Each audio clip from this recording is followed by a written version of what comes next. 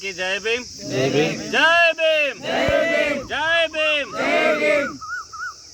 మిత్రులారా, మేము ఇప్పుడు నిర్మల్ జిల్లా ముదోల్ మండలం రాళ్ళ బోరేగాంలో ఉన్నాము.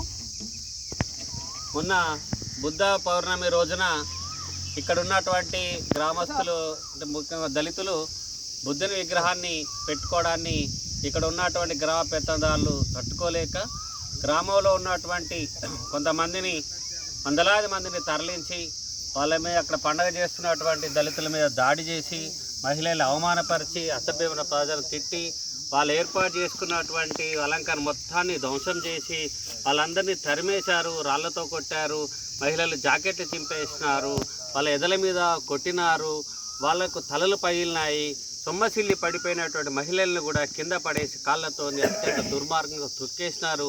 వాళ్ళు ఇప్పుడు హాస్పిటల్లో చికిత్స పొందుతూ ఉన్నారు. ఇదంతా కూడా దళితులు ఏర్పాటు చేసుకున్నటువంటి బుద్ధ విగ్రహాన్ని ఇక్కడ పెట్టడానికి వీల్లేదని చెప్తున్నారు. ఎందుకు వీల్లేదంటే ఇది గ్రామానికి పై భాగాన ఉన్నది, పైకి మాలలు రావడానికి వీలేదు, మాలల దేవతలు రావడానికి వీలేదు. బుద్ధ భగవానుడు విష్ణుడు దశావతారం కింద చెప్పుకునేటటువంటి హిందూ సమాజం నుంచి ఈరోజు బుద్ధుడిని కూడా అంటరాని వాడిగా దళితులకే పరిమితం చేసినారు. ఇలాంటి పరిమితం చేస్తూ ఇక్కడ ఒక మతోన్మానపరమైనటువంటి ఒక వివాదాన్ని సృష్టించి గ్రామాన్ని రెండుగా చీల్చారు. ఇక్కడున్న మాల కులస్తులు అంటే ఒక్క కులంగా గ్రామంలోని ఇతర కులాలందరినీ కూడా ఒక వర్గంగా చేసి ఇక్కడ రెండు వర్గాల మధ్య ఈరోజు వైరుధ్యాన్ని సృష్టించినటువంటి హిందుత్వ శక్తులు ఉన్నారు. దీనికి ఇక్కడ మొన్నటిదాకా సర్పంచ్గా పనిచేసినటువంటి ఎర్రోళ్ళ అమృత భర్త ఎర్రోళ్ళ మురళి దీనికి మొత్తానికి నాయకత్వం వహిస్తూ ఉన్నాడు. ఇతను ఎర్ర మురళి. ఈ ఎర్ర మురళి నాయకత్వం లోపల మాటకారితనాన్ని, మాట తప్పినతనాన్ని, దళితులను మోసం చేసేటటువంటి తత్వం కూడా ఉన్నది. ఈ బుద్ధ విగ్రహం సంబంధించిన సమస్య ఈరోజు మొదలైంది కాదు, సంవత్సరన్నర క్రితంగా ఈ గ్రామంలో ఏ అభివృద్ధి కార్యక్రమాలు జరిగినా కూడా వీడీసీ పేరు మీద, గ్రామాభివృద్ధి కమిటీ పేరు మీద జరుగుతున్న అన్ని కార్యక్రమాల్లో భాగంగానే ఇక్కడ ఈరోజు కార్యక్రమంలో ఈ ఊరిలో ఆంజనేయ స్వామి విగ్రహం పెట్టుకున్నారు. అక్కడ దానికి కావాల్సినటువంటి స్థలాన్ని కేటాయించుకున్నారు, దాని చుట్టూ కంచె వేసుకున్నారు. చాలా గొప్పగా హనుమాన్ జయంతి రోజు పండగ కూడా చేసుకున్నారు. ఈ ఊరిలో అన్ని కులాల ప్రజల దగ్గర నుంచి డబ్బులు తీసుకున్నారు. ఇక్కడ మాలల దగ్గర కూడా డబ్బులు ఇచ్చారు. వాళ్ళు స్థాయిని బట్టి డబ్బులు ఇచ్చారు. బైకులు ఉన్న వాళ్ళు, ట్రాక్టర్లు ఉన్న వాళ్ళు, ఇతర వ్యాపారంలో ఉన్నటువంటి వాళ్ళు 2000, 3000 చాలా స్వచ్ఛందంగా ఇచ్చారు. ఆ పండుగలో భాగమైనారు. ఇంట్లో పుట్టిన ఆడబిడ్డలను కూడా వేరే గ్రామాల నుంచి వాళ్ళని తీసుకొచ్చి వాళ్ళ చేత హారతులు ఇప్పించారు. వాళ్ళు కూడా ఇక్కడ విరాళాలు ఇచ్చారు. గ్రామం అంతా చాలా సంతోషంగా హనుమాన్ జయంతి జరుపుకున్నది, పండుగలు చేసుకున్నారు, అంతా హాయిగా ఉంది. అదేవిధంగా మేము కూడా ఎప్పటి నుంచో ఇక్కడ బుద్ధుని విగ్రహం పెట్టుకుంటామని అనుకుంటున్నాం కదా, ఏమైందంటే ఇస్తాం, ఇదిగో ఇస్తాం, అది ఇస్తామని చెప్పి కాలయాపన చేస్తూ వచ్చారు. అలా కాలయాపన చేస్తున్న క్రమంలోనే ఎలాగో వీడీస్ ఒప్పుకుంది, గ్రామం పెద్దలు కూడా ఒప్పుకున్నారు కాబట్టి అదే స్థలం లోపల కొంత స్థలాన్ని చూసుకొని వీళ్ళు గత దసరా రోజు ధమ్మచక్ర జయంతి కార్యక్రమంగా ఆ రోజు అక్కడ పంచశీల జెండాని ఆవిష్కరించుకున్నారు. ఆ రోజు కొంతమంది వెళ్ళి చాలా దౌర్జన్యం చేసి ఆ జెండాను కూడా పీకేయడం జరిగింది. అంటే ఎక్కడ ఒక చిన్న ప్రయత్నం చేసినా కూడా దాన్ని అడ్డుకుంటూ వచ్చారు. అదేంటి మీరు మాకు ఇస్తామన్నారు కదా, స్థలం ఇస్తామన్నారు, మీరు ఏర్పాటు చేయటం లేదు, మా డబ్బులతో మేము పెట్టుకుంటామంటే కూడా మీరు ఎందుకు ఇవ్వట్లేదు అని చెప్తే ఈ దసరా పండుగ కానీ దుర్గామాత వెళ్ళిపోయిన తర్వాత అన్ని వివరాలు మనం మాట్లాడుకుందాం, మీకు మేము స్థలాన్ని చూపిస్తాము, మీరు అక్కడ చేసుకుందాం, అందరం చేసుకుందాం అన్నారు. గ్రామంలో ఏ కార్యక్రమం చేసినా అందరి భాగస్వామ్యంతో జరుగుతుంది కనుక, హనుమాన్ జయంతి అలాగే జరిగింది కనుక, ఇతర పండుగలు కూడా అలాగే జరుగుతున్నాయి కనుక ఇది కూడా అలాగే జరుగుతుందని చెప్పేసి వీళ్ళను గ్రామ పెద్దల మీద వీళ్ళు ఆశలు పెట్టుకున్నారు, భరోసానిచ్చారు. కానీ ఎప్పుడైతే దీన్ని వాళ్ళు కొనసాగిస్తూ ఇవ్వకుండా దాటవేస్తూ వచ్చారో ఈ చర్చలో బాగా జరిగారు. ఎప్పుడైతే వాళ్ళు జెండాను పీకేసినారో చర్చలకు వెళ్ళారు. అక్టోబర్ 16, 2024లో చర్చలకు వెళ్ళినప్పుడు వీళ్ళు 10-15 మంది వెళ్ళారు, అక్కడ వందలాది మంది వెళ్ళారు. ఆ మధ్యలో సారాంశం ఏమిటి, వీళ్ళను మాట్లాడుతుంటే రెచ్చగొట్టడము, అవమానపరచడము, వీళ్ళ వాదన వినడంకుండా వ్యక్తులుగా కొంతమందిని రెచ్చగొట్టి మేము ఇచ్చేయలేదు, మీరు ఆ టచ్ చేయలేదు, మేము మీకు ఇచ్చేది లేదు, మాలలు పైకి ఉండడానికి వీల్లేదు, మీరు పైకి వస్తారా, మీరు ఉన్న కాడనే ఉండాలా అని చెప్పేసి మాలలు పై భాగాన రావడానికి వీల్లేదు అని.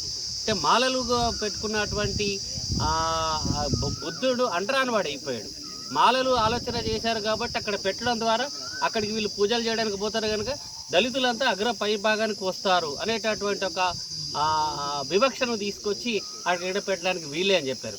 అదే హనుమంతుని అందరు డబ్బులతోని పెట్టి అందరూ పూజలు చేస్తున్నప్పుడు లేని వివక్ష బుద్ధుడి దగ్గర, అంటే వీళ్ళు ఆలోచన చేశారు కాబట్టి ఆ బుద్ధిని వ్యతిరేకించే క్రమం వచ్చింది. గట్టిగా మాట్లాడితే తంతరేమనేటువంటి ఒక భయాందోళన వాతావరణం కలిగించారు. అక్కడ నుండి స్థానిక పోలీస్ అధికారులు వీళ్ళు ఇక్కడ గొడవలు చేసేటట్టున్నారు, వీటలు మీరు ఇక్కడ నుంచి వెళ్ళిపోండి అని చెప్పేసి వీళ్ళని చాలా జాగ్రత్త అక్కడి నుంచి వచ్చారు. అంటే తెగేసి చెప్పారు ఎట్టి పరిస్థితుల్లో మేము ఇవ్వమని చెప్పి. రెండో దఫా చర్చలు జరిగినాయి. మరుసటి రోజు వెళ్ళిన 17 తారీఖు నాడు వెళ్ళారు. ఆ రోజు కూడా తెగేసి చెప్పారు మేము మీకు ఇచ్చేయలేదు, మీరు ఇక్కడ రావడానికి వీల్లేదు, మాలలు ఇక్కడికి ఎందుకు వస్తారని చెప్పేసి కులం పేరుతో అనేక రకం అవమానకరమైన పరిస్థితి వీళ్ళు బాధతో వచ్చి, అది ప్రభుత్వ భూమి, ప్రభుత్వ భూమిలో ఇప్పటికి ఎన్నో కార్యక్రమాలు జరిగినాయి. వాళ్ళు హనుమాన్ జయంతి జరుపుకున్నారు, విగ్రహాన్ని పెట్టుకున్నారు, ఊరంతా చేసుకున్నారు. మనం కూడా అలాగే ఆ భూమిలో పెట్టుకుందాం. మనకు కావాల్సిన అనుమతులు ప్రభుత్వం నుంచి కదా, వీళ్ళు ఇచ్చేది ఏంది పెద్దందారిగా కులవిస్తూ ప్రవర్తిస్తున్నారు కనుక వీళ్ళతో అవసరం లేదు, మన అధికారులకు వెళ్దామని వీళ్ళు జిల్లా అధికారులను, మండల అధికారులను, అన్ని రెవెన్యూ అధికారులకు కూడా అనేక వినతి పత్రాలు ఇచ్చారు. ప్రతి ఒక్క అధికారి చేస్తాం చూస్తామన్నాడు కానీ ఎలాంటి అనుమతులు ఇవ్వలేదు. అక్రమ కట్టడాలుగా ఉన్నటువంటి వాటిని, అక్రమ కబ్జాల భూములు, అధికారంలో ఉన్నటువంటి వాళ్ళు, ఆధిపత్యం ఉన్నటువంటి వాళ్ళు గ్రామంలో భూములు ఎట్లా కబ్జా చేస్తారో మనం చూసాం. దేవుడి పేరు మీద, మతం పేరు మీద ఎట్లా భూములు కబ్జాలు చేస్తారో చూసాం. కానీ ఇక్కడ చాలా ఒక శాంతమూర్తి బుద్ధుని యొక్క విగ్రహాన్ని పెట్టడం కోసము దళితులు ముందుకు వస్తే వాళ్ళు దాన్ని తట్టుకోలేని క్రమం. ఈ తట్టుకోలేని క్రమంలో ఏమైతే అయింది, ప్రభుత్వ భూమే కదా, వాళ్ళు పెట్టుకున్నారు కదా, పక్కనే మనం పెట్టుకుంటున్నాం కదా మిగులు స్థలంలో అని చెప్పి 26 ఎకరాల భూమి ఉంది కదా, అక్కడ 26 ఎకరాల భూమి ఉంది. వాళ్ళు కబ్జా చేసి కంచా వేసుకోగా మిగిలిన భూమి చాలా ఉంది. అక్కడికి వెళ్ళి వీళ్ళు విగ్రహం పెట్టుకుంటుంటే ఒక ఎకరం ప్లేటు పంచశీల జెండాలు బాతారు, విగ్రహాన్ని తీసుకొచ్చారు, గద్దె కట్టారు, పెట్టారు. పండగ పాయసం వండుకుందాం అనుకున్నారు, గ్రామస్తులందరికీ అన్న సంతర్పణ చేస్తాం అనుకున్నారు. అలాంటి ఏర్పాట్లు ఉన్నటువంటి వాళ్ళ మీదకి వందలాది మంది కాషాయ జెండాలు పూని అంత ఉన్మాదంగా మీదకి వచ్చేసి వీళ్ళు పాకినట్టు జెండాలన్నీ పీకేసి వాళ్ళు జెండాలు బాతారు. మా జెండాలు మీరు ఎందుకు పీకేస్తున్నారు, మీరెందుకు జెండాలు బాతున్నారంటే ఇది మా స్థలం అండి.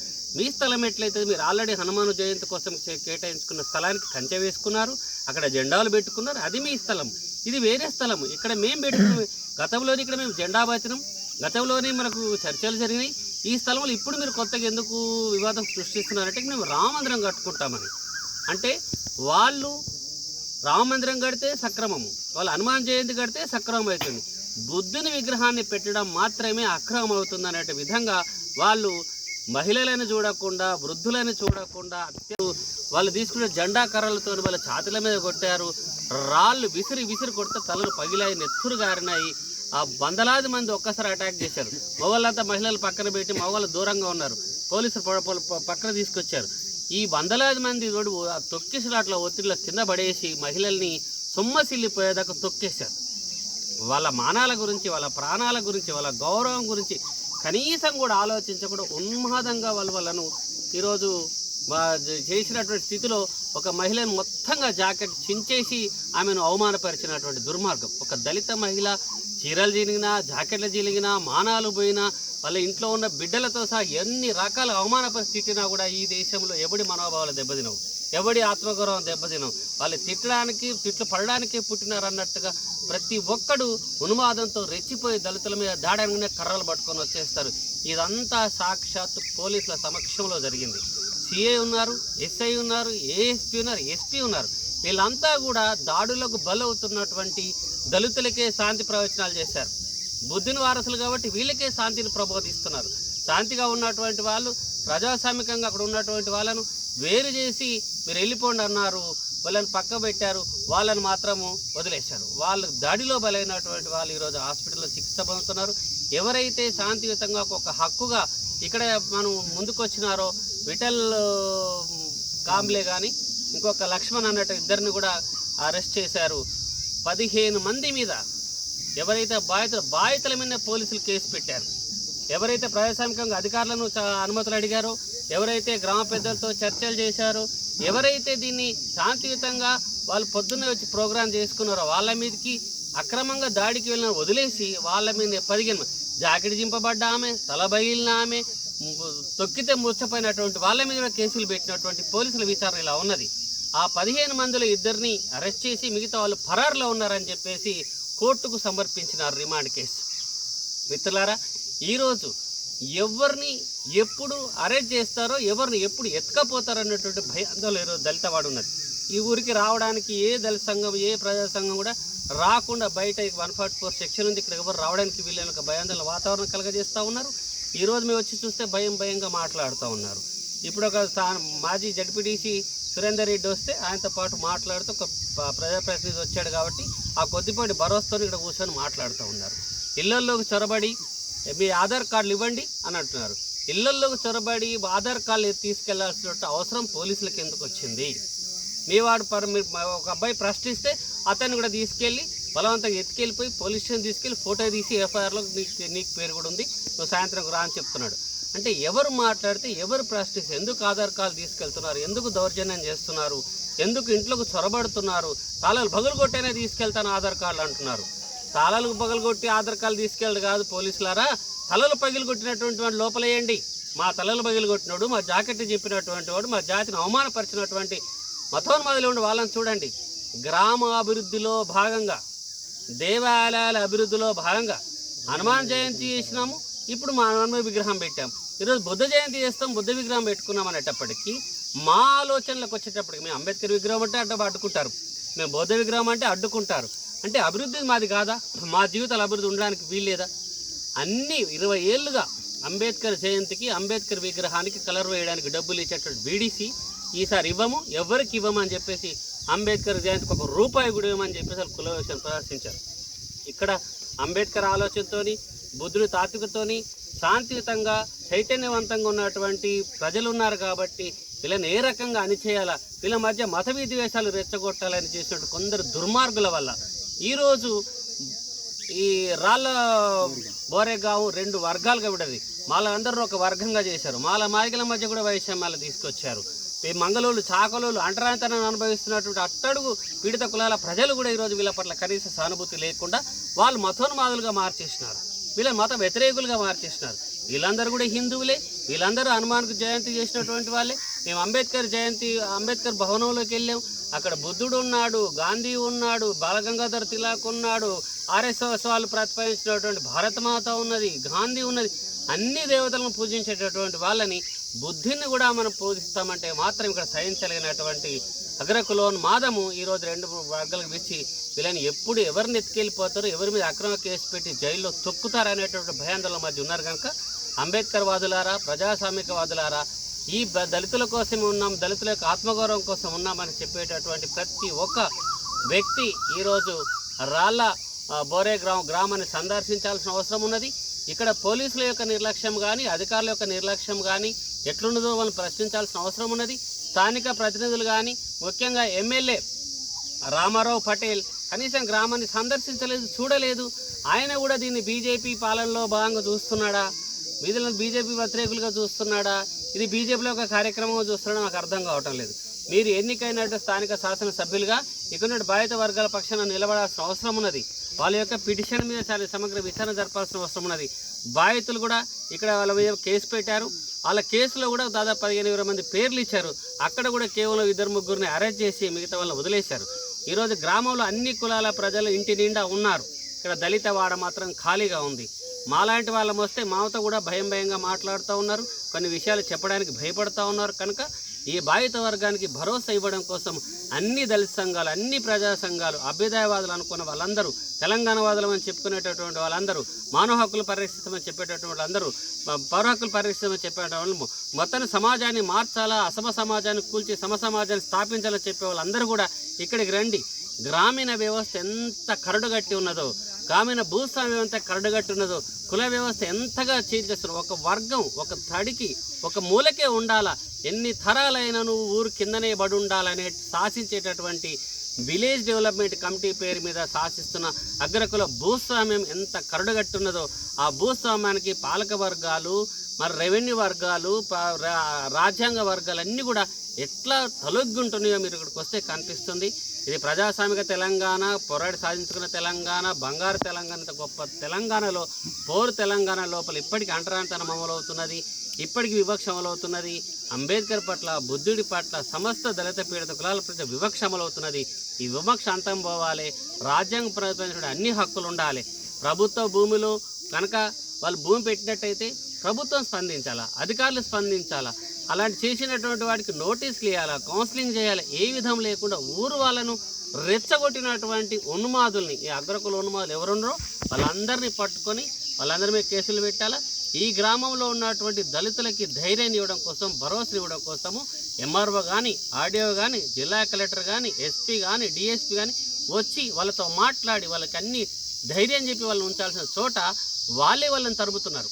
పోలీసులు ఎందుకు వెంటబడాలా, ఎందుకు తరమాలా, ఇళ్లలోకి ఎందుకు చొరబడాలా, మహిళల పట్ల ఎందుకు దురుసుగా ప్రవర్తించాలా, మిగతా కుటుంబాల్లోకి ఎందుకు వెళ్ళడం లేదు అంటే అక్కడ అగ్రకులం ఉన్నది, ఆధిపత్యం ఉన్నది, వీళ్ళకి అండు ఉన్నది. వీళ్ళు అంటరాని వాడు, అడక తినేటువంటి, అడిగితే మాత్రం తంతే అడిగేవాడు ఎవడు? ఆడపిల్ల రెక్కబట్టి గుంజేంత ధైర్యము పోలీసులకు ఎట్లొచ్చింది? హక్కు ఎవరిచ్చారు? ఏ నేరం చేసినా తను రెక్కబట్టి గుంజు నువ్వు ఆధార్ కార్డు కావాలని అడుగుతావు? ఎంత అవమానం అది! ఒక దళిత మహిళను రెక్కబట్టి లాగడం ఎస్సీ అత్యాచార నిరోధక చట్టం ప్రకారం నేరం అని చెప్పి తెలియదా మీకు? చట్టాన్ని అమలు చేసేటటువంటి వాళ్ళే దౌర్జన్యానికి పాల్పడుతున్న పరిస్థితి ఉన్నది. ఎస్సీ ఎస్టీ అత్యాచార నిరోధక చట్టం ప్రకారం కేసు పెట్టారు కనుక ఆ కేసు పెట్టినటువంటి వాళ్ళు ఎవరున్నారో ఈ మొత్తం మీద కేసు ఏఎస్పీ గారు వచ్చి సమగ్ర విచారణ జరిపి ఖచ్చితంగా దోషులందరినీ పట్టుకొని అరెస్ట్ చేయాలా. అన్యాయంగా, అక్రమంగా దళితుల మీద, దళిత మహిళల మీద, తలలు పగిలిన మహిళల మీద, జాకెట్ జింపేయబడ్డ మహిళల మీద కేసులు పెట్టారు. అది విచారించి అన్యాయంగా పెట్టిన కేసులు రద్దు చేయాలా. అక్కడ బుద్ధ విగ్రహాన్ని వెంటనే పెట్టాలా. గ్రామం లోపల కొందరు స్వార్థపర రాజకీయ శక్తులు సృష్టించినటువంటి అలజడి వల్ల గ్రామం రెండు ముక్కలైంది. అందరూ కలిసి హనుమాన్ జయంతి చేసుకున్నప్పుడు, అందరూ కలిసి బతుకమ్మలు చేసుకున్నప్పుడు ఉన్న ఐక్యత ఈరోజు బుద్ధుడి కడికి చెడిపోవడంలో ఎవడైతే కుట్ర చేసిండో ఆ కుట్రదారుల్ని పసిగట్టి వాళ్ళని అరెస్ట్ చేసి శిక్షించి ఈ గ్రామంలో మళ్ళీ ఐక్యతను నెలకొల్పాలని చెప్పేసి కుల నిర్మూలన పోరాట సమితిని కోరుతున్నాం. ఈరోజు వచ్చిన ఈ కార్యక్రమం లోపల స్థానిక అంబేద్కర్ వాదులు వచ్చినారు, అభ్యుదయవాదులు వచ్చినారు, అనేక మంది ఇక్కడికి వచ్చి మాకు మండగా ఉన్నారు. కాబట్టి రాష్ట్ర వ్యాప్తంగా ఉన్నటువంటి అంబేద్కర్ వాదులారా, ప్రజా సంఘాల నాయకులారా, ప్రజాస్వామికవాదులారా, ఇలాంటి దుర్మార్గాలు తెలంగాణ రాష్ట్రంలో నిత్య కృత్యమవుతున్నాయి. అనేక దాడులు జరుగుతున్నాయి, అమాయకుల మీద దాడులు జరుగుతున్నాయి. వాళ్ళు చెప్తున్నారు మమ్మల్ని ఉంచుతారో లేదో, మమ్మల్ని బతకనిస్తారో లేదో, మమ్మల్ని చంపేస్తారో అనే ఒక అభద్రతాభావం. ఎప్పుడు దాడి చేస్తారో, దాడి చేసి చంపేస్తారు. ఇంత దుర్మార్గం జరిగిన చోట వీళ్ళనే దోషులుగా నిలబెట్టారు. కానీ దళితుల మీద దాడి జరిగిన చోట వాళ్ళ దాడులను నివారించడం కోసం చేపట్టాల్సిన చర్యలు ఏమీ కూడా ఇక్కడ కనబడటం లేదు. ఇక్కడ పోలీస్ వ్యవస్థ లేదు. బయట నుంచి వాళ్ళకి మద్దతుగా వచ్చేటటువంటి వాళ్ళని అడ్డుకోవడం కోసం ఏర్పాట్లు ఉన్నాయి. కానీ రేపు రాత్రిపూట ఎవడన్నా వీళ్ళ మీద దాడి చేస్తాడేమో, వారి నుంచి వీళ్ళని కాపాడదామనడం కోసం మాత్రం ఎలాంటి రక్షణ చర్యలు లేవు. కాబట్టి జిల్లా కలెక్టర్